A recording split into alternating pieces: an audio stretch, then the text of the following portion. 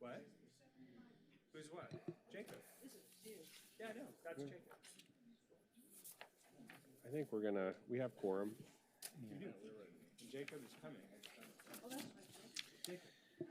Okay, I'd like to call the January 21st meeting of the Planning Commission to order. It is now 6:01 p.m. And if we could all rise, and Commissioner Chaka, would you lead us in the Pledge of Allegiance?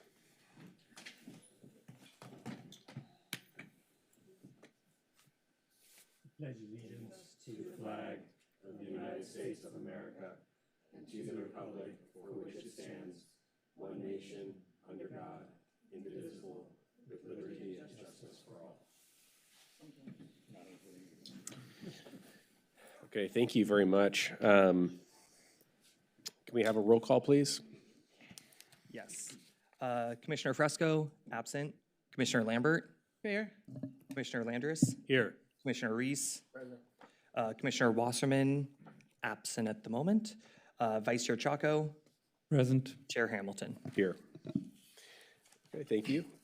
We can now move on to agenda item 4 for the director's report. Yes, that'll be coming from me tonight. Our Community Development Director will be out tonight.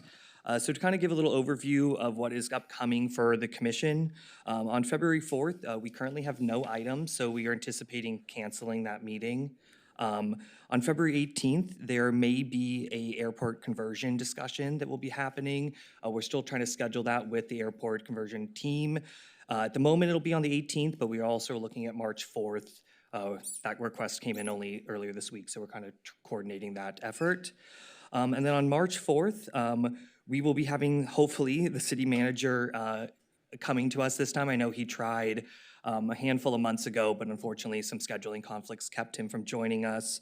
We will also be doing our annual legislative overview on what kind of all happened last year that is becoming effective this year. That will largely be a presentation on kind of future amendments. So we will not be voting on anything. It's more just letting you know what's coming your way. Additionally, and I'll go in a little bit more detail regarding what happened at council on the 13th, but we will also be having a study session of sorts regarding SB 1123, and I'll give you a little bit more information on that in a second. But also just reviewing our other boards and commissions that city planning oversees. For ARB, on December 15th, we had a pretty full agenda of 4 items. All were approved. They consisted of an addition to an existing duplex, approval of a personal storage, which actually is a DRP that is before you tonight. There was also an 8-unit condo on 16th Street and an R1 modification at 2244 23rd Street, all approved. On January 12th, there was also another housing project at 2929 Pico for 59 units that was also approved. And then looking into February, we have 2 additional housing projects. One on 26th Street, which is a 330-unit residential project, and another project which is a single-unit dwelling in ADU. I know ARB doesn't typically review single-unit dwellings, but as this is in the potential historic South Beach District, all development goes before ARB, whether it's single-family or multifamily. So that's why that one's a little bit unique, and typically ARB does not review single-family homes. At the Landmarks Commission, the January meeting was canceled, so the next one will be February 9th.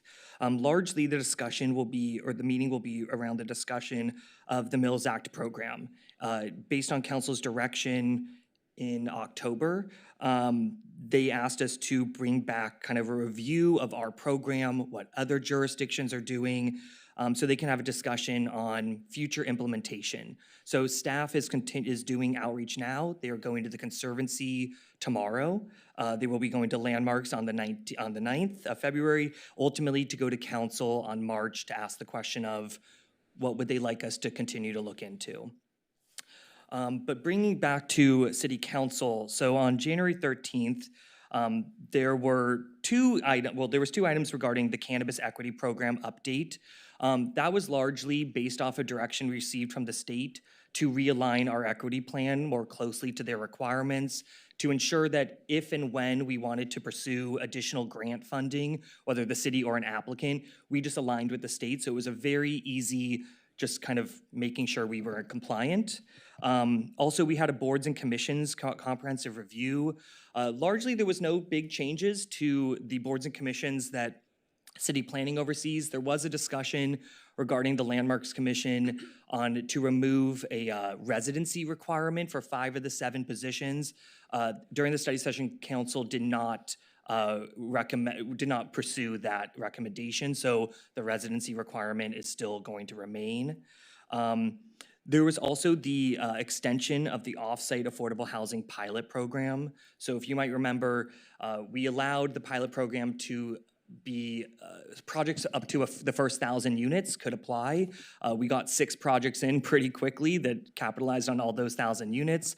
And this was the discussion on if we wanted to continue that program, which council voted to continue. The last item, which is probably the most of concern of people, is we looked to repeal an existing emergency IZO and reaffirm a handful of council's prior actions regarding some housing-related topics. Council ultimately did vote to repeal the emergency IZO regarding SB 1123. That was the one that we kind of started the process that we then came to you in November with. But it was the IZO allowed for the addition of ADUs in these projects and also gave a handful of modified standards. So that has been rescinded. No one took advantage of the emergency IZO while it was active, and it is no longer available for anyone to take advantage of also. And then there was the handful of reaffirming votes, 3 of them kind of regarding building and safety, the updating to the building code, aligning our high-rise definition to 75 feet with the state, and the continued adoption of our single-stair ordinance all were approved. But the topic regarding around the resolution of intention about SB 9, 1123, and 684, our local implementation, council ultimately did vote to continue the implementation process, but to align more specifically with state law and to only review kind of trade-offs, what additional standards might be needed in order to get an on-site affordable unit or some type of affordable contribution or what they kind of use as a family-sized unit. That is the topic that we will be bringing back to you on the 4th. It's a study session, but it's largely to help staff with the commission kind of hone in what are the parameters we should now go and look at. You know, they say family-sized unit, but what is that? You know, what size is that? How many bedrooms is that? So we can work with the commission to kind of hone in what we will then go and do feasibility analysis on, and then we will then ultimately bring that back for a true study session. But right now, council's direction was very broad, and so we kind of wanted to work with the commission to kind of hone in kind of where we should look. That is what happened at City Council.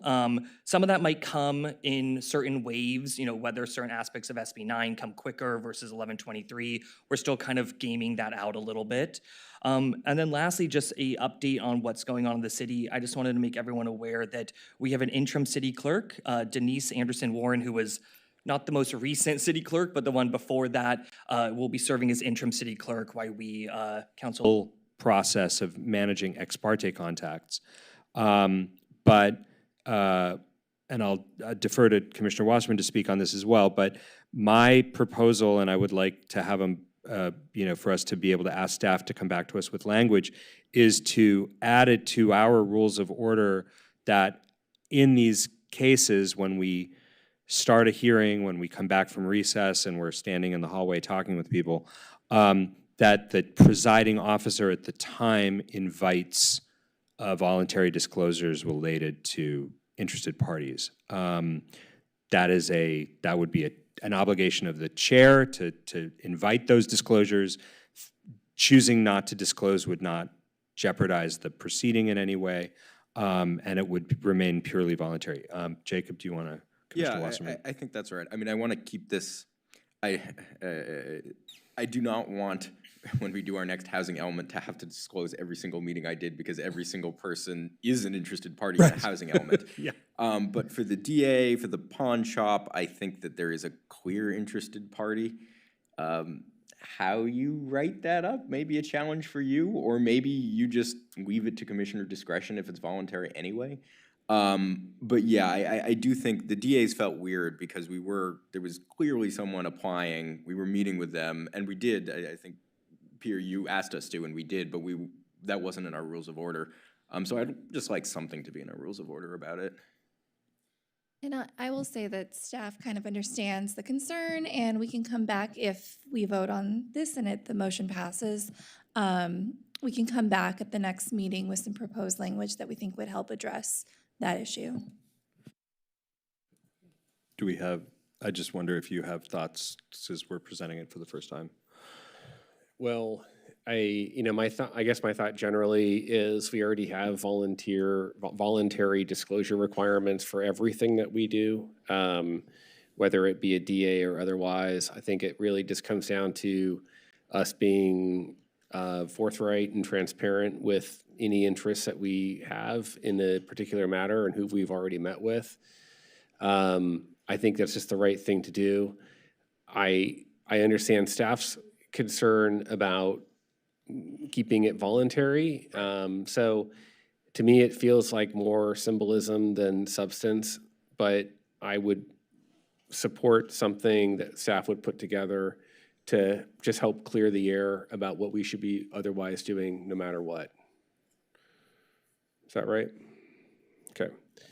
I have a clarification. I presume that, subject to however it's written, it would fall upon the chair to make a distinction between when there's a ex parte disclosure versus a voluntary disclosure, depending on the circumstance where there may be an interested party. I think that, well, so as a relatively new chair, I rely heavily on what the staff gives to me. And when there is a need and requirement for an ex parte disclosure, that's in the agenda and that's called upon. When there's not, there's not. And so what this motion would basically lead towards is before any discussion item, the chair would be prompted to voluntarily ask anyone if they need to make any ex parte type. No, disclosure. they're not ex parte. We would not use the word ex parte in Then any. not. Yeah. Then some kind of disclosure whether we have met with or have personal interest in the matter before us. Yeah, and just to clarify, ex parte is sort of a term of art, and it is required in quasi-judicial hearings. So the chair's agenda will typically say, this is a quasi-judicial hearing. These are the things that are required, legally required for those.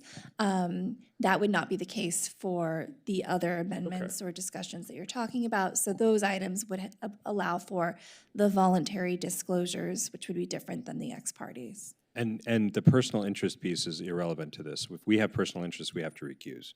That's a different story. Okay, so But the distinction is like, and I know the hour is late, but when it's quasi judicial, we cannot speak. Like, we take a recess, we go to the bathroom, we cannot speak to anyone who is an applicant. It's literally illegal. And if we do, we have to immediately report it so that the public is aware of what we discussed. In a context like we just experienced, right, where we wandered out on the break and there were the folks from the pawn shop who were like, hey, can we talk to you about this? And we did it. I think I don't have a problem with it, right? It wasn't illegal, but for the purpose of public process, I think at some level, the public has a right to know that we had some offline chats with people who had a direct interest in that text amendment. And we can make different choices about how much we disclose or what we disclose. And certainly I can think of DAs where there are aspects of the work on the DA that I absolutely feel like I would need to disclose. And there are things that actually the public is best served when, there are some informal conversations that don't get fully shared on the way. That's up to each commissioner to decide for themselves. But this would at least give the chair, you'd have that line in your thing that says, hey, does anybody want to make some voluntary disclosures here? That's it. Seems fair. Yeah. I think that, well, I mean, I understand. Here's where you're coming from, Commissioner Landris. I guess my concern is that we are going to be entering into a process that would be too bureaucratic. And, but I think before I you know, I'd like to see the staff recommendation about how we handle that without becoming, without losing, you know, without, and it's late, I'm trying to. figure out understand. how- Without just losing the committee level conversations that we have, it's too you know what I mean? Yeah. All right. Totally. Sorry. Ross wants to say Is there a something. motion, a second, and then I'll do a vote? I'll move that we ask staff to draft proposed rules of order regarding voluntary disclosures of interested party contacts related to development agreements, general plan and zoning ordinance amendments, and other legislative matters where there may be specific interested parties as opposed to the public generally exception, which blessedly applies to the housing element. I'll second. Great. Commissioner Landris, Yes. Commissioner Wasserman. Yes. Vice Chair Chaco. Yes. Chair Hamilton. Yes. That passes. Okay. Item 14B, Commissioner Landry. I shared it. You Okay. have it. Item 14C, Well, I also shared it. This is a bit of a shot across the bow to mobility staff. They just reconstructed California and put back diagonal curb ramps. They're not legal. I hate going out into the street with the stroller. Just when they come to us, I will have questions for them about that. I'll just, if I can, I was trying to save time, but on 14B, it's really that I understand that the conversations about 1123 and 9 and 684 are really all about missing middle housing. And I just generally want to encourage us and the public to be looking around the country at different ways that different states are approaching it. And I shared it in particular because I thought there were some really cool looking buildings that were fully code compliant and development standard compliant in that context. And we ought to be trying to build those. That's all. Yeah.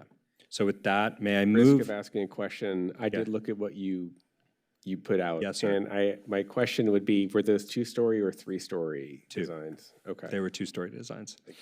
I will move that we adjourn in memory of David Wasserman and Helen Wasserman, and with sincere condolences to our colleague Jacob Wasserman. Second. Their loss. Thank you. His favorite Santa Monica establishment was Sidecar Donuts. Did not ordinarily like donuts, but Sidecar did it for him, so I'll leave it there. Wonderful. All right, we are adjourned. It is 11:12 p.m. We haven't had one of these in a minute.